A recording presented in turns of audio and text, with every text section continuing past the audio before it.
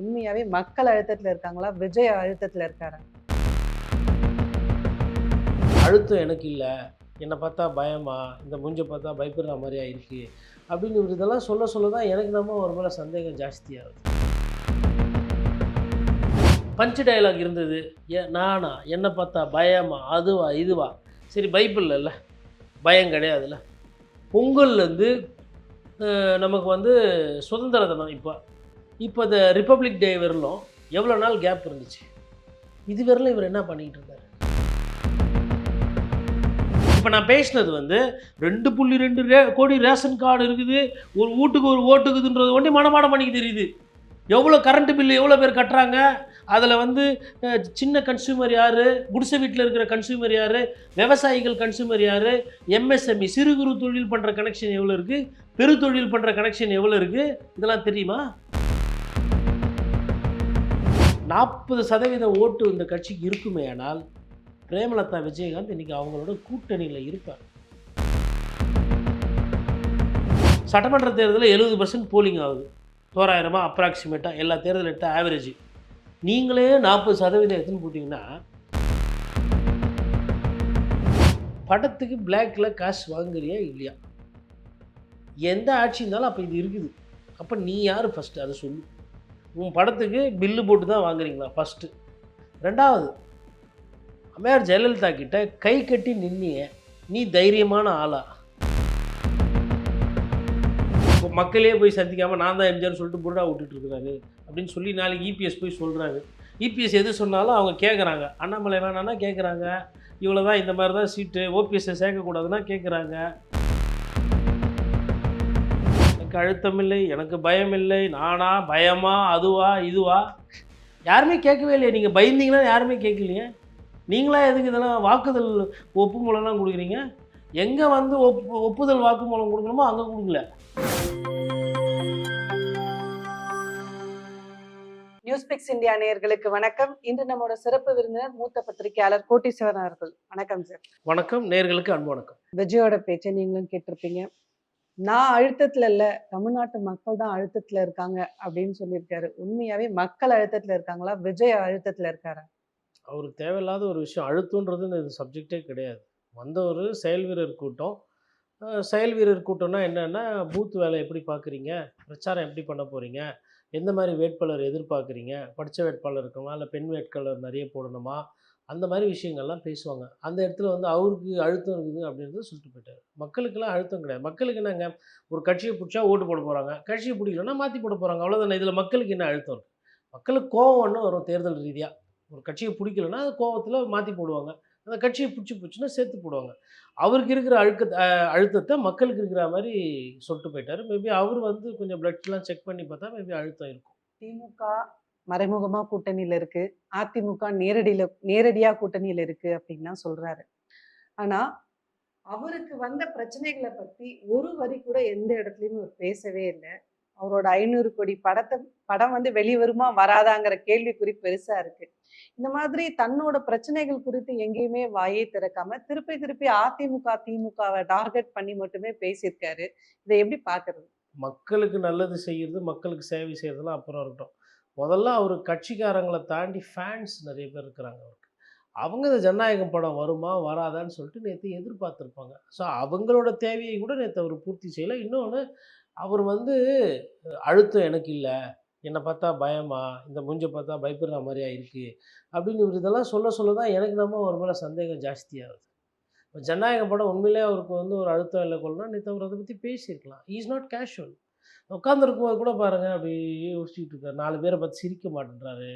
ஒரு வணக்கம் வச்சா வந்து எல்லாமே வந்து ஒரு ஃபார்மாலிட்டியாக தான் இருக்குது. அது என்ன தன்மைன்னு தெரியல. வந்து நேற்று நடந்த அந்த செயல் வீரர் கூட்டத்துக்கு 4 மாவட்ட செயலர் கஷ்டப்பட்டுருப்பாங்க, வண்டி ஏற்பாடு பண்ணியிருப்பாங்க, கியூஆர் பாஸ்கோடு கொடுத்துருப்பாங்க, மேபி உணவு கூட கொடுக்கப்பட்டிருக்கலாம். யாரோ ஒரு 4 பேர் உழைச்சிருப்பாங்கங்க. அந்த உழைத்தவர்களுக்கு இவரும் உழைக்க மாட்டேன்றாரு. யாருன்னா உழைத்தாருங்கன்னா அவருக்கும் நன்றி சொல்ல மாட்றாரு. மேடையில் புசி ஆனந்த் அவர்களே, ஆதவர்ஜுனா அவர்களே, செங்கோட்டையன் அவர்களே, ஜேசிடி பிரபாகரன் அவர்களே, நிர்மல்குமார் அவர்களே, ராஜ்மோகன் அவர்களே அப்படின்னு இப்போ நான் சொன்னது வந்து ஒரு 10 பேர் வச்சுக்கோங்களேன். அந்த 10 பேர் சொன்னாலுமே வந்து ஒருத்தருக்கு 3 செகண்ட்னா கூட 30லேருந்து 45 வினாடி. அப்போது ஒரு சொந்த கட்சிக்காரர்களை வந்து அந்த பேர் சொல்லி சொல்கிறது கேட்டால் எனக்கு அந்த அவர்களே இவர்கள்லாம் பிடிக்காது. அப்போ நான் என்ன நினைக்கிறேன்னா, 18 நிமிஷம் நேற்று நீங்கள் பேசினீங்க. அவரை பொறுத்தவரையிலும் முன்னாடி 15, 16, 13, இப்போ 10 18, 10.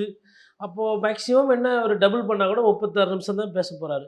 மேபி அப்போவாச்சும் இந்த அவர்களே பேர் சொல்லுவாரா? அது என்னென்னா ஒரு ஒரு ஒரு நல்ல ஒரு எடுத்துக்காட்டு அது அரசியலில் இருக்கிறது.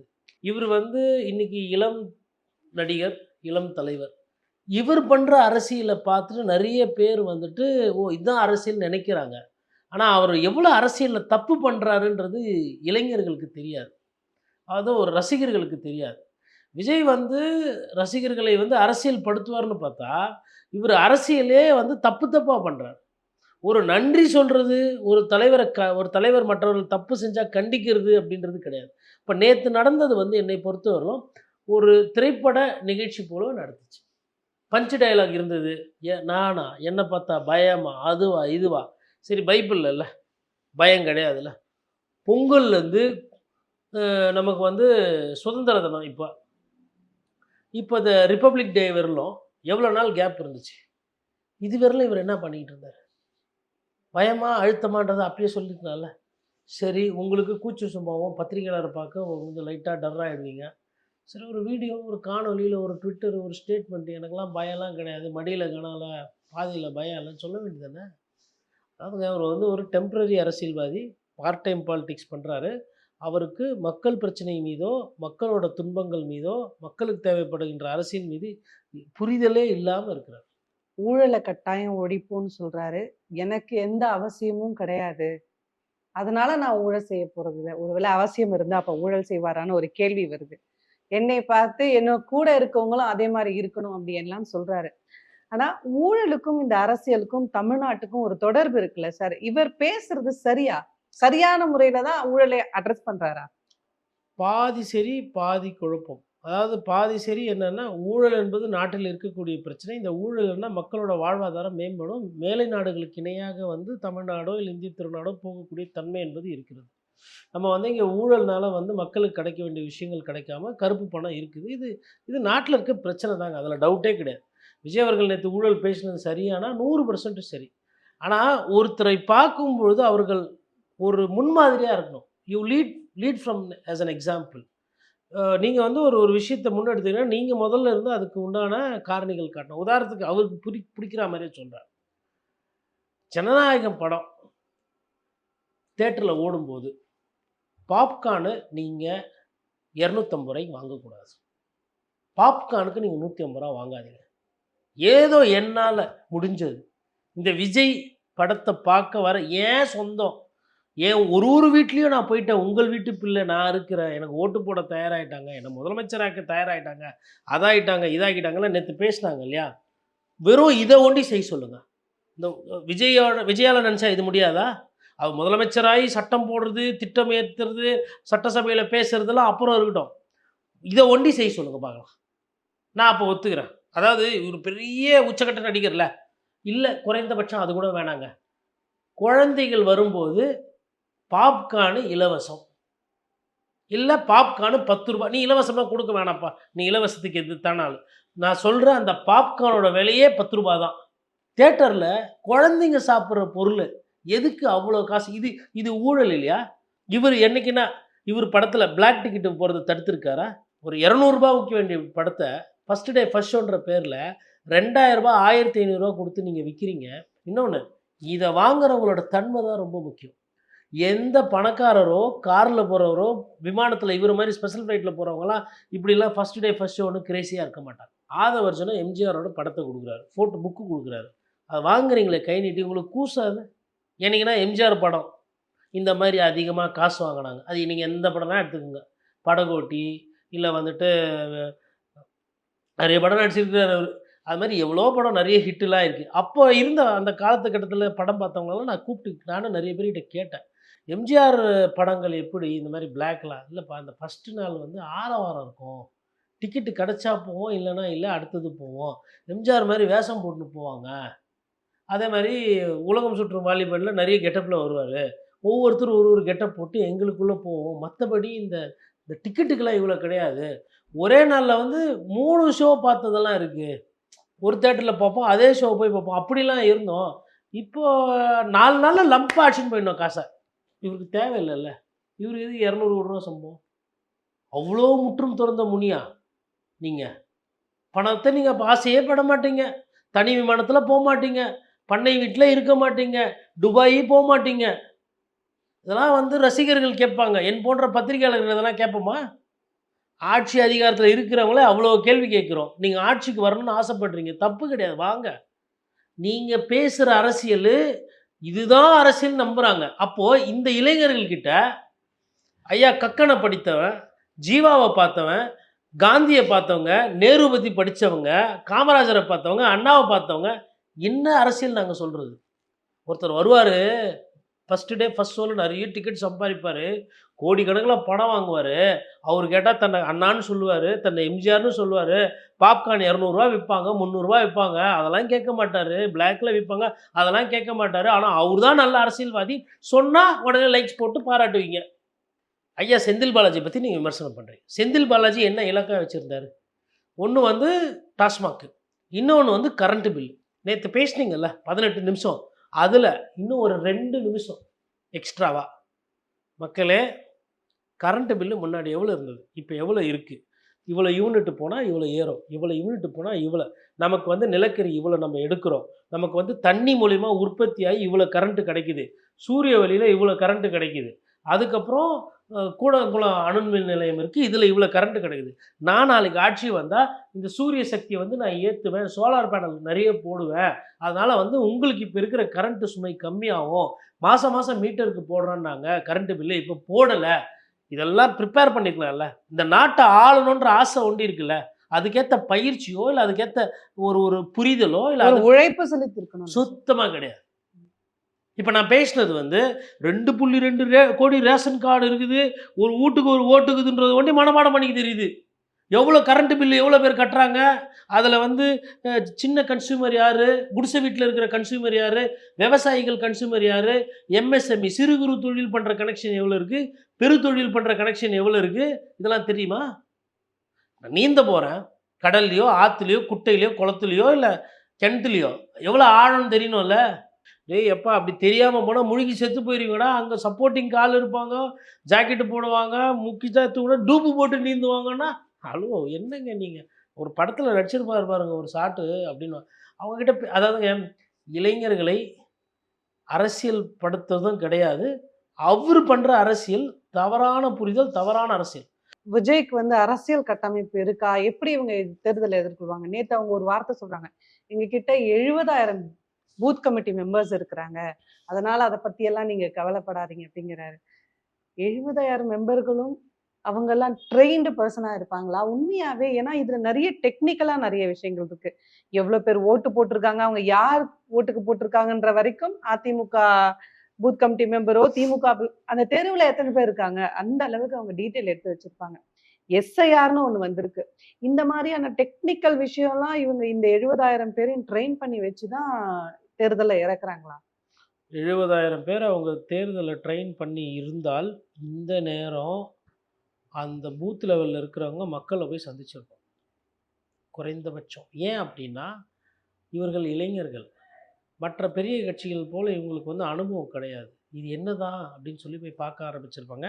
ஆனால் தமிழ்நாடு முழுவதும் விஜயோட பூத் கமிட்டி ஆளுங்க கிட்ட நானும் வந்து ஃபார்ம்ஸை பார்க்கல. அதை திமுக காரங்க கிட்ட நிறைய பார்த்துருக்கேன், அதிமுக காரங்க கிட்ட பார்த்துருக்கேன், வந்து பேசினதை பார்த்துருக்கிறது.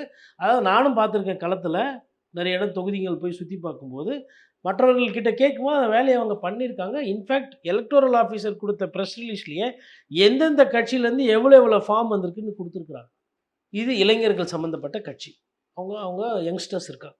எதனா ஒரு கல்லூரியில் போய் 18 வயசு நிரம்பினவங்களுக்கு வெளியில் வரும்பொழுது ஒரு பேம்ப்ளெட் கொடுத்து, உங்கள் ஓட்டு எவ்வளோ முக்கியம், இன்றைக்கி பூத் அரசியல் பேசுகிறேன், உங்கள் ஓட்டு எவ்வளோ முக்கியம், குறிப்பாக பெண்கள் நிறைய இடத்துல ஓட்டு போட வர்றதில்ல, நகரங்களில் வந்து ஓட்டு பர்சன்டேஜ் ரொம்ப கம்மியாக இருக்குது, 55 விழுக்காடு 58 விழுக்காடு தான் வருது மத்திய சென்னையோ தென் சென்னை போன்ற இடங்களில், வட சென்னையில் ஒரு 2% 3% கூட, அதேமாரி கோயம்புத்தூர்லேயும் கம்மி. எங்கன்னா தாவேக்கா நிர்வாகிகள் இதே நாம் தமிழர் கட்சி ஸ்கூல் பசங்கக்கிட்ட போய் நின்று பேசியிருக்கிறாங்க. காலேஜ் பசங்க கிட்ட போய் நின்று இருக்காங்க. 8.2 விழுக்காடு எப்படி வந்ததுன்னா இப்படியெல்லாம் பண்ணதுனால தான் வந்தது அந்த கட்சிக்கு. சார் நீங்க இப்படி சொல்றீங்க. திரு செங்கோட்டையன் என்ன சொல்றாரு? பெண்களோட ஓட்டு வந்து ஹீரோவுக்கு தான் இருக்கு, தளபதிக்கு தான் இருக்கு. இளைஞர்களோட ஓட்டு வந்து அவருக்கு தான் இருக்கு. அவர் ஒரு தியாகி. கட்டாயம் இவர்களோட ஓட்டு இவருக்கு ஷிஃப்ட் ஆகும்னு வந்து ஒரு மூத்த அரசியல் தலைவர் வந்து அந்த மேடையில பேசுறாரு. அப்ப அதை எப்படி புரிஞ்சுக்கிறது? இந்த மாதிரியான வேலையெல்லாம் செய்யாமலே ஓட்டு வந்துங்கிற நம்பிக்கைய வந்து அவர் குடுக்குறாரு.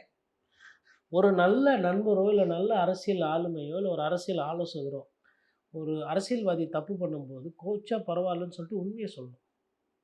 சார் நான் வந்து என் வாழ்க்கையில இறுதியில இருக்கிறேன். நான் 9 முறை 10 முறை சட்டமன்ற உறுப்பினர் ஆயிட்டேன். நான் இன்னும் 70 வருஷம் இல்ல 100 வருஷம் வாழ போறது கிடையாது. நான் எதார்த்தத்த பேசுறேன். இல்ல அண்ணன் வாழட்டும். நல்ல மனுஷர் இருக்கட்டும். இன்னும் ஒரு 2 தேர்தல், 3 தேர்தல். அவ்வளோதான் ஒரு விஷயம். ஒரு மனிதனுக்குன்னு ஒரு ஒரு எலிஜிபிலிட்டி இருக்கும் இல்லையா? எவ்வளோ நாள் ஓட முடியும், பிரச்சாரம் பண்ண முடியும்னு.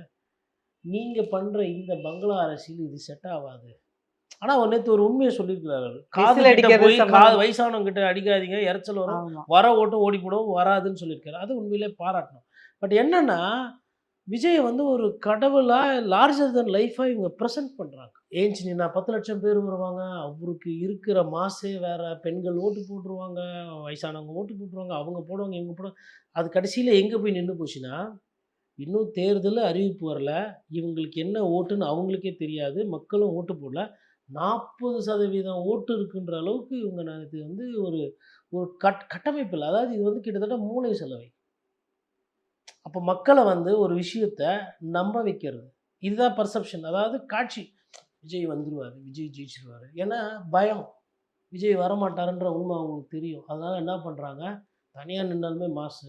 சரி நீங்க சொல்றீங்கல்ல, 40% ஓட்டு இந்த கட்சிக்கு இருக்குமேயானால், பிரேமலதா விஜயகாந்த் இன்னைக்கு அவங்களோட கூட்டணியில இருப்பார். விஜயகாந்தோட நடிகரா பார்த்துருப்பாங்க, அரசியல்வாதியா பார்த்துருப்பாங்க, குடும்ப தலைவரா பார்த்துருப்பாங்க, 4 பேருக்கு சோறு போட்ட ஒரு வள்ளலா பார்த்துருப்பாங்க. எல்லாத்தையும் பார்த்து கிராஃப் மேல போகுது, கீழ வருது, மேல போகுது. அதுக்கப்புறமா அவர் வாழ்க்கை முடியுது. இதெல்லாம் பார்த்துருப்பாங்கல்ல. அவங்க அனுபவசாலி தானே. அந்த அனுபவசாலி ஏன் விஜய் ஏத்துக்கல? விஜய் ஏத்துக்கிறதுல தேசிய முற்போக்கு திராவிட கழகத்துக்கு என்ன பிரச்சனை? ஏன் ஒரு அரசியல்வாதி உங்க கூட இருக்கிறவங்கலாம் 26ன்றாங்க, 30ன்றாங்க, 36ன்றாங்க, இப்ப 40க்கு போயிட்டீங்க. உங்க வயச யாரும் கேட்கல. கட்சியில விஜயோட வயசுக்கு போய் நின்றுவாங்க. 50, 51 அந்த மாரி. இது அப்படிதான் போகுது. நான் என்ன கேட்கிறேன்னா, சரி சார், சட்டமன்ற தேர்தல்ல 70% போலிங் ஆகுது. தோராயிரமா அப்ராக்ஸிமேட்டா எல்லா தேர்தலும் எடுத்தா ஆவரேஜ். நீங்களே 40% எடுத்துன்னு போட்டீங்கன்னா, மிச்சம் 30% சீமான் வேற வளர்றேன்னு சொல்லிட்டு இருக்காரு அவரு. 16% அண்ணன் சொல்றாரு. நான் உறுதியா டபுள் பண்ணிடுவேன். 8லேருந்து நான் 16 போவேன். 8 அடியிலேருந்து 16 அடி அண்ணன் எப்படி பாயிர நோண்டி பாருங்கன்ற மாரி பேசிட்டு இருக்காரு. நீங்க இந்த 40% சொல்றீங்களே, இத வந்து அ கேட்கறதுக்கு நல்லா இருக்குல்ல. எல்லாம் ஃபார்வர்ட் பண்ணுவாங்க. எல்லாம் லைக்ஸ் போடுவாங்க. எல்லாம் வியூஸ் போடுவாங்க. நெறைய பேர் பார்க்குறாங்க. அப்போ இது விளம்பரம் தானே. ஹார்லிக்ஸ் குடிச்சா வளர்றோம், பூஸ்ட் குடிச்சா வளர்றோம். வளர்றியோ இல்லையோ, ஜோபில இருக்கிற துட்டு போதா? வாங்கும்போது காசு குடுத்து. அது மாரி தான். திமுக வெர்சஸ் தாவேகா. தாவேகா வெர்சஸ் திமுக. ஏன் 40% வந்துச்சு. எப்போ 40%? இல்லங்க உடனே வரல. 2 மாசத்துக்கு முன்னாடி கணக்கு எடுத்தோம். அப்போ 36 வந்துச்சு. அதுவும் உடனே வரல. 4 மாசத்துக்கு முன்னாடி கரூருக்கு முன்னாடி எடுத்தோம். அப்போ 32ல இருந்தது. கரூர்ல 41 பேர் செத்ததுக்கப்புறம் 40% ஆயிப்போச்சு. டேய் அண்ணன் எதுவுமே பண்ணலையே! கரூருக்கே போலியே! அதுதாங்க. இங்கிருந்து துக்கம் விசாரிச்சு அவங்கள கூப்பிட்டு வந்தவுடனே 4% கூடிருச்சு. இதுதான் எடப்பாடி வந்து அவரோட அறிக்கையில கேட்டிருக்காரு. இதுக்கு முன்னாடி பல அறிக்கைகள நம்ம வந்து அதிமுக சைட்ல இருந்து பார்த்திருப்போம். ஆனா, திரு எடப்பாடி அவர்கள் விட்ட இந்த அறிக்கை வந்து ரொம்ப வித்தியாசமான ஒரு அறிக்கை. அவர் தான் முதல்ல கூட்டணிக்கு அவர அழைத்தாரு, பிள்ளையார் சொல்லி போட்டாரு. இந்த சமூகம் அத பார்த்துட்டே தான் இருந்தது. இன்னைக்கு அவரோட அறிக்கையில ரொம்ப முக்கியமான ஒரு விஷயத்த தொட்டிருக்காரு. கரூர்ல 41 பேர் இறந்து போனதுக்கு எந்த வருத்தமும் பொதுவெளியில தெரிவிக்காத ஒரு விஜய், இப்படி பேசுறத பார்த்து அவர் வந்து கிண்டலா பேசியிருக்காரு. அந்த அறிக்கைய பத்தி நீங்க என்ன நினைக்கிறீங்க? அவரோட பெர்ஸ்பெக்டிவ நீங்க எப்படி பார்க்குறீங்க? அதாவது நேத்து வந்த ஒரு அறிக்கை வந்து அருமையான அறிக்கை. டார் டாரா கீச்சு வச்சுக்கிறாரு விஜய். அதாவது எப்பா நான் வந்துட்டு ஒரு சண்டையில போயிட்டுருக்கேன். நீ வந்தா நல்லாருக்கும். எதிரிக்கு எதிரி நண்பன்ற மாரி உங்களுக்கு வந்து சப்போர்ட் பண்ணது உண்ம. எப்போ வந்து நீ வந்து அதிமுகவ சீண்டுறியோ, இதுக்கப்புறம்லாம் வந்து ஆக்சுவலா எனக்கு கிடைச்ச தகவல் என்னன்னா, திமுக தலைவர் ஸ்டாலின் அவர்களும் சரி, அதிமுகனுடைய பொதுச் செயலாளர் எடப்பாடி பழனிசாமி அவர்களும், விஜய பத்தி நம்ம பேச வேண்டாம். இவர் என்ன நம்மள கடந்து போறது? அவங்க சீரியஸாவே எடுத்துக்காம அவங்க வந்து அமைதியா தான் போயிட்டுருக்காங்க. இவர் கட்சி பேசுற சொல்லும்போது அவர் வந்து பொதுச் செயலாளர் சும்மா இருக்க முடியாது இல்லையா? அதனால அவர் என்ன பண்ணியிருக்காங்க, நேத்து வந்து ஒரு 4, 5 கேள்வி தான் கேட்டாங்க. அதாவது "நாண்டுகிட்டு தொங்கலாம். படத்துக்கு பிளாக்ல காசு வாங்குறியா? இல்லையா? எந்த ஆட்சி இருந்தாலும் அப்ப இது இருக்குது. அப்ப நீ யாரு ஃபர்ஸ்ட்டு அத சொல்லு. உன் படத்துக்கு பில்லு போட்டு தான் வாங்குறீங்களா? ஃபர்ஸ்ட்டு. 2வது அம்மையார் ஜெயலலிதா கிட்ட கை கட்டி நின்னியே. நீ தைரியமான ஆளா? எங்ககிட்ட வந்து உங்க ஒரு படத்துக்கு வந்துட்டு என்ஓசி வாங்கலன்னு சொல்லிட்டு உடனே வாங்கின்னு ஒரு நாள்ல கெஞ்சி வாங்கின்னு போனியே. அந்த படத்து பேர நான் வெளில சொல்லவா? அதுக்கப்புறம் செத்தவங்களுக்கு கிளிசரின் கூட போட்டு அழுவலியே, போலயே, கூப்பிட்டு பார்த்தியே. இது அரசியலா? அதுக்கப்புறம் எது அரசியல், எது அரசியல் இல்லன்னு சொல்லிட்டு பனையூர்லயே பங்களா அரசியல் பண்றியே. பங்களாவாதி. இது கரெக்ட்டா? நெறைய குப்பையெல்லாம் பார்த்துருக்குறோம். தொடச்சு கிச்சு குப்பைய வாரி போடும்போது குப்பையோட குப்பையா போட்டுருவோம்ன்னு சொல்லி முடிச்சுக்கிறான். அதனுடைய சாராம்சம் பார்த்தீங்கன்னா 5 கேள்வி. 5 கேள்வியில எதனா ஒரு கேள்விக்கு பதில் இருக்குமானா இருக்காது. இப்போ மக்களே போய் சந்திக்காம நான் தான் எம்ஜிஆர்ன்னு சொல்லிட்டு புர்ரா விட்டுட்டு இருக்கிறாரு அப்படின்னு சொல்லி நாளைக்கு இபிஎஸ் போய் சொல்றாரு. இபிஎஸ் எது சொன்னாலும் அவங்க கேட்குறாங்க. அண்ணாமலை வேணான்னா கேட்குறாங்க. இவ்வளோ தான் இந்த மாரி தான் சீட்டு ஓபிஎஸ்ஸ சேர்க்கக்கூடாதுன்னா கேட்குறாங்க. எல்லாம் கேட்குறாங்க. நாளைக்கு இது இந்த விஜய் வந்து ஒரே குறுக்கா மறுக்கா ஓடின்னு இருக்காப்புல. ஒழுங்கா போயிட்டு இருந்தது தமிழ்நாடு. திமுக, அதிமுக, திமுக, அதிமுக, திமுக, அதிமுக. இது குறுக்குல சைக்கிள் எடுத்துன்னு இப்படி இப்படி ஓடுறாப்புல, விசில் அடிச்சுன்னு ஓடுறாப்புல. பிடிக்கவும் முடியல. மரத்து மேல ஏறிறாங்க, டிரான்ஸ்ஃபார்மர்ல தாவுறாங்க. இது எப்படி டீல் பண்றதுன்னே தெரியல. கொஞ்சம் பார்த்து எதனா செஞ்சு விடுங்க ஜி அப்படின்னு சொல்றாருன்னு வச்சுக்கோங்களேன். ஓகே. என்னப்பா பாருப்பா அது அப்படின்னா, என்ன ஆகும் இவரு? எனக்கு அழுத்தம் இல்லை, எனக்கு பயம் இல்லை. நானா? பயமா? அதுவா? இதுவா? யாருமே கேட்கவே இல்லையே. நீங்க பயந்தீங்கன்னா யாருமே கேட்கலையே. நீங்களா எதுக்கு இதெல்லாம் வாக்குதல் ஒப்புமூலம்லாம் குடுக்குறீங்க? எங்க வந்து ஒப்புதல் வாக்குமூலம் குடுக்கணுமோ அங்க குடுக்கல. சரி கரூர்ல நடந்தது. வழக்கு இருந்தது. இவரு கடிதம் எழுதலாம்ல. படத்துலலாம் எழுதல. ஒரு கடிதம் எழுதினேன் பாட்டுலாம் பாடுவார்ல. அது மாரி இவரு ஒரு கடிதம் எழுத வேண்டியது சிபிஐக்கு. தாங்கள் வந்து விசாரணை எடுத்திருக்கிறதா நான் அறிகிறேன். அந்த கட்சியினுடைய முக்கிய தலைவர் நான் தான். நானும் எனது பொதுச் செயலாளர் நான் தனியா கூட புஷி அலைஞ்சு கூட்டிட்டு போயிட்டேன். நானும் என் பொதுச் செயலாளர் எங்களுக்கு தெரிந்தவரை உண்மைகளை நாங்கள் வந்து சொல்ல இருக்கிறோம். எங்களை அழைத்து நீங்கள் கேட்டீர்களா? உங்களுக்கு வேணுன்றத வந்து நாங்க சொல்லுவோம் அப்படின்னு இவரே போயிருக்கலாமே. திரு ஆதவ அர்ஜுனாவோட பேச்சுல 2 விஷயத்த கேட்கணும்னு நினைச்சேன். ஒண்ணு வந்து சிஎம் பத்தி பேசும்போது அவர் என்ன சொல்றாரு, தளபதி விஜய் பேசும்போது எவ்வளோ வியூவர்ஸ் இருக்கிறாங்க, சிஎம் பேசும்போது எவ்வளோ வியூவர்ஸ் இருக்கிறாங்க அப்படின்னு கேட்கிறாரு. தமிழ்நாடு அரசியலை யூடியூப் வியூவர்ஸை வச்சு தான் எடை போட முடியுமா? ஒண்ணு. 2வது விஷயம், விசிகே தலைவர் தொல் திருமாவளவன் அவர்களை பத்தி அவர் பேசின அந்த வார்த்தை. வீடியோ ரெக்கார்டா, ஆன் ரெக்கார்ட்ல தான் அது இருக்குது. உங்க கூட 20 பேர் தான் இருக்கிறாங்க. மீதி எல்லாரும் எங்க கூட இருக்காங்க அப்படின்னு அவர் பேசுறாரு. அதுக்கப்புறம் அன்னைக்கு இரவே வந்து அதுக்கு ஒரு மறுப்பு, நான் அப்படி சொல்லல. நான் வேற மாதிரி சொன்னேன். இங்க திருச்சி போடுறாங்க அப்படிங்கிறாரு. தொடர்ந்து திரு ஆதவ அவர்கள் வந்து முன்னுக்கு பின் முரணாவே பேசுறாரு. நம்ம முன்னாடியே அவரோட ட்விட்ட பார்த்திருப்போம். ட்விட்ட போட்டுட்டு நான் அப்படி பேசலன்னு சொன்னவர் தான். இப்ப திருமாவளவனோட விஷயத்திலயும் அவர் அப்படி பேசியிருக்காரு. இத தமிழ்நாட்டு மக்கள் பார்த்துக்கிட்டு இருக்காங்க. இத எப்படி புரிஞ்சுக்கிறது சார்? தமிழ்நாட்டு மக்கள அவரு புரிஞ்சுக்கல. அத ஃபர்ஸ்ட்டு நம்ம புரிஞ்சுக்கணும். ஏன் அவரு புரிஞ்சுக்கலன்னா, செல்லுடைபேசி அதிகமா இருக்கு. செல்ஃபோனோட பெனிட்ரேஷன் பார்த்தீங்கன்னா, தமிழ்நாட்ல ஜாஸ்தி. ஏன்னா, நமக்கு வந்து மொபைல் டேட்டாவும் சரி, இன்டர்நெட் கனெக்டிவிட்டியும் வந்து இந்தியாவிலேயே வந்து அதிகமா வளர்ந்த ஒரு மாநிலம். கிட்டத்தட்ட ஃபர்ஸ்ட் பொசிஷன் நம்ம வரும். மகாராஷ்டிராவுக்கு அடுத்து ஃபர்ஸ்ட்டு, செகண்ட் பொசிஷன் பார்த்தீங்கன்னா. அப்படி இருக்கும்பொழுது, ஃபாலோவர்ஸு, யூடியூப் ஃபாலோவர்ஸு, ஃபேஸ்புக்கு இந்த மாரி விஷயங்கள் அக்கவுண்ட்டு, ட்வீட் பண்றது, ட்விட்டர் அக்கவுண்ட்டு இது எல்லாமே இங்க ஜாஸ்தி. மோடி அவர்கள் இருக்கிறாரு. அவருக்கு இந்தியால பார்த்தீங்கன்னா, is the most popular person. அவருக்கு தான் அதிகமான ட்ராக்ஷன் இருக்கு. இப்போ யூடியூபையோ, ட்விட்டரையோ வந்து நீங்க வந்து மெட்ராஸ்குள்ளேயோ, இல்ல மகாராஷ்டிரத்துக்குள்ளேயோ சுருக்க முடியாது. அது வந்து இப்போ யூடியூப்ன்றது உலகத்தில இருக்கிற எல்லா தமிழரும் தமிழ் கன்டென்ட் போட்டா பாடுவாங்க. ஸ்ரீலங்கால பார்ப்பாங்க, அதுக்கப்புறம் கனடால பார்ப்பாங்க, அமெரிக்கால பார்ப்பாங்க, ஆஸ்திரேலியால பார்ப்பாங்க. எங்கெங்கெல்லாம் தமிழர்கள் இருக்கிறாங்க அங்கெல்லாம் பார்ப்பாங்க. அப்படி இருக்கும்பொழுது, தமிழ் மக்கள் அதிகமா யூடியூப்ல பேசு பொருளா இருக்கிறவோ, இல்ல அதிகமா ட்வீட் ஃபாலோ பண்ணி ரிப்ளை பண்ற பிரதமர் மோடி அவர்கள ஏத்துக்கல. சரி அவராச்சும் ஓகே வட இந்தியாக்காரர் ஹிந்தியில போடுவாரு. அவர் பேசுறது இங்கிலீஷ்ல இருக்கும், ஹிந்தியில இருக்கும். நமக்கு தேசத்தில அவ்வளவா பெரிய ஈடுபாடு இல்ல. நம்ம தமிழ்நாடு. சரி அடுத்து அண்ணன் சீமானுக்கு வருவோம். விஜய் வந்து இப்ப தான் இதெல்லாம் வந்து பண்றாரு. இவரு பண்றதுக்கு முன்னாடியே இதுல உச்சம் தொட்டவரு தான் சீமான் அவர்கள். யூடியூப்லயும் சரி, Facebookலயும் சரி பதிவு அந்த வலையில் பார்த்தீங்கன்னா அதிகமான ட்ராக்ஷன் இருக்கிறது சீமான் அவர்கள் தான், நாம் தமிழர் கட்சி தான். அவர்களுக்கு என்ன வாக்கு விகிதாச்சாரம் கிடச்சிருக்கு? அப்போது இன்டர்நெட்டில் ஓட்டு வெடுப்புன்னு வச்சுருந்தா சீமான் அண்ணன் என்றைக்கோ முதலமைச்சராக இருப்பார். அப்போ அவர் முதல்வர் ஆகலை. அவருக்கு கிடைச்ச வாக்கு வித்தியாசம் 8.2. அப்போ நான் என்ன புரிஞ்சுக்கிறேன்னா, சப்ஜெக்டே தெரியாமல் சம்மந்தம் இல்லாமல் வியூஸ் அதிகமாக போகுது, அது அதிகமாக போகுதுன்னு சொல்லிட்டு இந்த படம் எடுக்கிறவங்கலாம் ஒரு விஷயம் பேசிகிட்டு இருப்பாங்க. சார் உங்களுக்கு வியூஸ் நிறைய இருக்குது, நல்ல ஒரு கதையாக எடுத்து இந்த டைரக்டரை வச்சு அப்படி ஒரு ஸ்டண்ட்டு போட்டால் நல்லா போகும்னா இந்த படம் எடுக்கிறவங்க பேசுவாங்க தெரியுங்களா, அரசியல் புரியாமல். அதுபோல் அரசியல் புரியாமல் படம் எடுக்கிறவங்க பேசுகிற மாதிரி அவர் பேசியிருக்கிறார். ஒரு ப்ரோக்ராம் ப்ரொடியூசர் மாதிரியோ ஃபிலிம் ஃபினான்ஷியர் மாதிரியோ. சரி, அது ஃபஸ்ட்டு. ரெண்டாவது, இப்பொழுது வந்து விசிகா பொதுவாக அரசியலில் வந்து நிரந்தர நண்பரும் இல்லை, நிரந்தர எதிரியும் இல்லைங்க. இது வந்து ஒரு ஒரு உண்மை. ஆனால் ஏறி வந்த ஏணியை சீக்கிரத்தில் யாரும் எட்டி உதைக்க மாட்டாங்க. உதாரணத்துக்கு இப்போது செங்கோட்டையனே எடுத்துக்கோங்க. அதிமுகலேருந்து போய் சேர்ந்து ஒரு 2-3 மாதம் ஆச்சு. அவரோட கோவத்தை வந்து 1-2 நாள் வெளிப்படுத்திட்டு அதுக்கப்புறம் அதிமுகவை பற்றி மட்டமாக பேசுறது கிடையாது.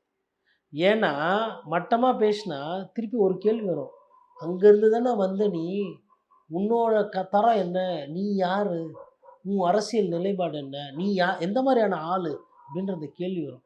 அவருக்கு அரசியல் பக்குவம் இருக்கிறதுனால அதை பேசுறது கிடையாது. இதே மாதிரி நிறைய பேர் கட்சி விட்டு கட்சி போயிருப்பாங்க. குறிப்பாக சேகர்பாபு அவர்கள் ஊருக்கே தெரியும், வேறு யாருன்னா பத்திரிகை நாக்கெல்லாம் வச்சு பபுள் கம்லாம் விடுற மாதிரி, நான் யார் தெரியுமா நான் அப்படி இப்படின்ற மாதிரிலாம் பேசுவார் அவர். ஆனால் அதிமுக பற்றி பெருசாக எங்கன்னா விமர்சனம் பண்ணி பார்த்துருக்கீங்களா? தனிப்பட்ட முறையில் யாருன்னா பேசுவார். அம்மையார் ஜெயலலிதா வேணிங்கன்னா அவர் ஊழல்வாதி சொல்லியிருக்காரா? இல்லை என்னங்கன்னா எம்ஜிஆர் அவர்களை பற்றி மட்டமாக பேசியிருக்காரு, இல்லை அதிமுக கட்சி பற்றி பேசியிருக்காரு? ஏன்னா இவர் இழுத்து விட்டாருன்னா அவங்க தேர் இழுத்து திருவிழா விட்டுருவாங்க. இவருக்கு கதை என்னன்றது ஃபுல்லாக தெரியும். இதுதான் வந்து பக்குவன்றது. ராஜகண்ணப்பன் எங்கேருந்து வந்தார்? அதிமுகவில்.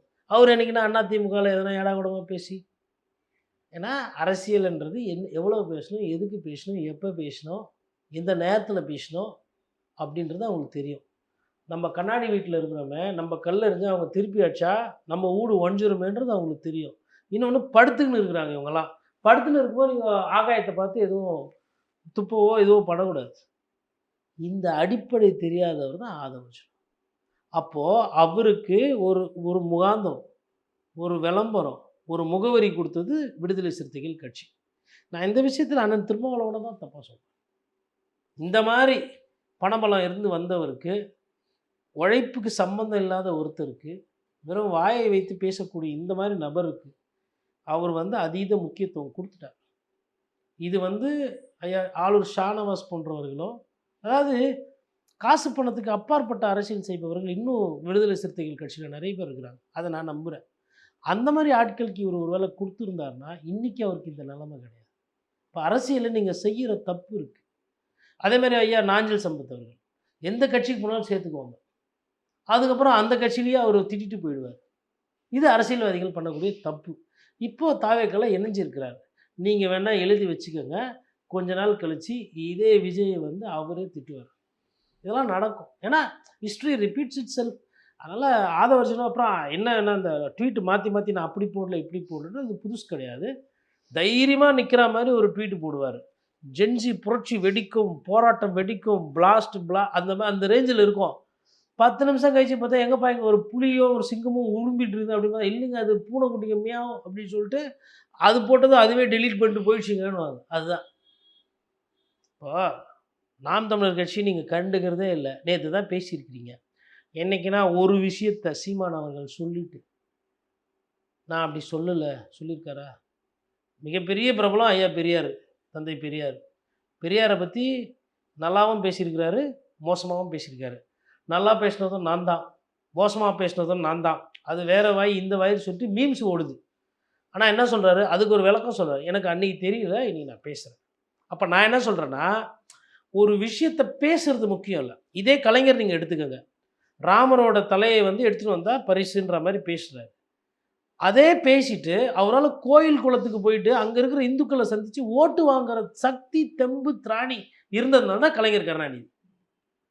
எதை எவ்வளோ பேசணும், அதுலேருந்து எப்படி வரணும்.